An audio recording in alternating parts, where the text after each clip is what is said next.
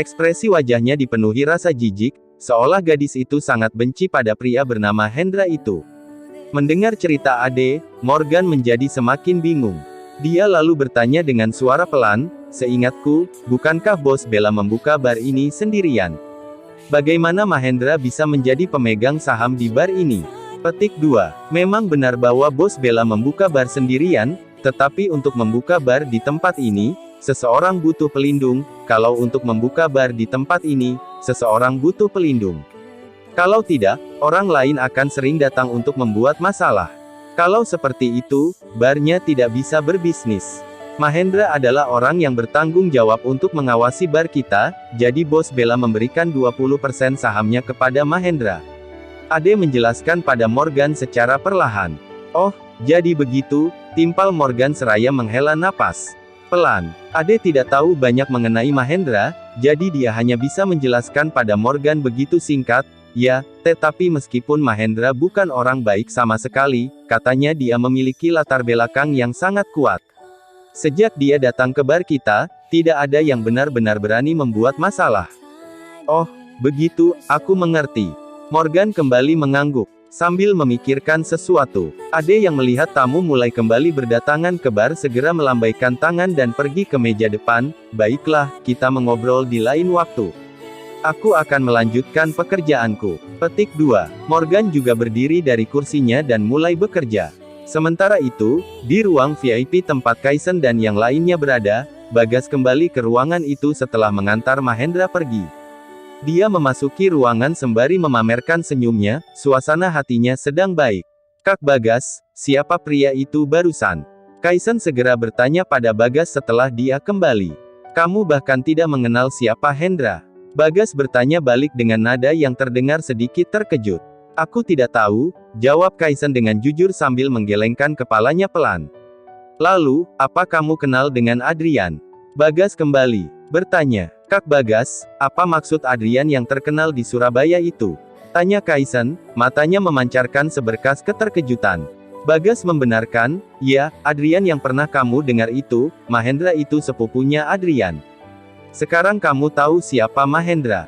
Jadi, Mahendra itu ternyata sepupunya Adrian. Tidak heran Kak Bagas berbicara dengan pria tadi dengan sangat sopan.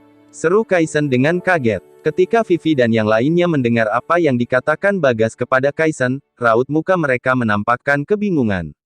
Vivi memberanikan diri bertanya pada pacarnya, sayang, siapa Adrian yang kamu bicarakan ini? Adrian itu gangster yang sangat terkenal di dekat daerah Suharto. Pada dasarnya, semua tempat hiburan di daerah Suharto itu diawasi oleh orang-orang Adrian. Singkatnya, tanpa persetujuan Adrian, tempat hiburan seperti bar dan lain-lain tidak akan bisa dibuka sama sekali. Kalaupun bisa dibuka, bisnisnya tidak akan bertahan dalam sebulan, Kaisen menjelaskan pada Vivi. Begitu mendengar penjelasan Kaisen, Vivi langsung menutup mulutnya yang ternganga karena kaget dan berseru, aku tidak menyangka Adrian itu ternyata sangat kuat, ya. Petik 2. Yah, begitulah yang terjadi. Tandas Kaisen. Pacar Vivi itu menyunggingkan senyum tipis, lalu berkata pada Bagas, Kak Bagas, senang rasanya mengenal orang seperti Mahendra dan Adrian ya. Petik 2. Iya, Kak Bagas sungguh menakjubkan bisa mengenal pria-pria sebesar itu. Puji Vivi kepada Bagas. Ketika Bagas mendengar apa yang mereka katakan, raut mukanya mulai berubah menjadi tampak lebih sombong. Bagaimanapun juga, Bagas berteman dengan Mahendra. Semakin dia menyebutkan Mahendra, semakin banyak orang-orang yang berpikir kalau dia itu hebat dengan reputasinya sebagai orang yang mengenal Mahendra. Jika ada waktu lain kali, aku akan membawa kalian untuk bertemu dengan Adrian. Dia itu pria yang baik. Tegas Bagas pada kedua sejoli itu sambil memamerkan senyum sombongnya. Kak Bagas, apa kamu pernah bertemu Adrian? Kaisen bertanya dengan antusias, tatapannya begitu menggambarkan dirinya saat ini. Dengan santai, Bagas mengarang cerita, aku pernah minum dengannya beberapa kali. Petik 2. Dia lalu menambahkan, apa kamu tahu mengapa Adrian begitu kuat di daerah Suharto? Kaisen menggelengkan kepalanya dan menjawab, aku tidak tahu. Petik 2. Aku akan memberi tahu alasan mengapa Adrian begitu kuat itu karena dia terlibat dengan Bang Hadi beberapa tahun lalu. Dia lalu menyelamatkan Bang Hadi sekali. Jadi, Adrian jadi orang kepercayaan Bang Hadi dan dikirim oleh Bang Hadi untuk mengelola semua tempat hiburan di daerah Suharto. Jelas Bagas panjang lebar pada Kaisen dan teman-temannya dengan muka yang penuh dengan misteri. Bang Hadi. Begitu mendengar nama itu, Kaisen tercengang. Raut mukanya menampakkan keterkejutan yang mendalam. Bagaimanapun, di mata Kaisen dan teman-temannya, seseorang yang dikenal dengan panggilan Bang Hadi itu adalah gangster legendaris. Kaisen telah mendengar banyak cerita tentang Bang Hadi, tetapi dia belum pernah bertemu dengannya sekalipun. Dia hanya mengetahui kalau Bang Hadi benar-benar berada di kota Surabaya dan merupakan gangster yang sangat hebat. Ngomong-ngomong, Kak Bagas, apa yang akan kamu lakukan dengan Morgan itu? Tanya Vivi yang mengalihkan pembicaraan dari Bang Hadi ke Morgan. Vivi sedang tidak berniat untuk mendengarkan Bagas membicarakan orang lain di sini, dia hanya ingin membalaskan dendamnya pada Morgan. Hendra bilang kita tidak boleh melakukannya di bar ini, mari kita tunggu bocah itu pulang kerja. Jangan khawatir, aku akan membuat bocah itu berlutut dan meminta maaf padamu malam ini. Bagas meyakinkan mereka sembari tersenyum. Mata Kaisen dan Vivi memancarkan kegembiraan setelah mendengar kata-kata Bagas. Mereka berdua akhirnya mendapatkan kesempatan bagus ini untuk membalas dendam mereka kepada Morgan.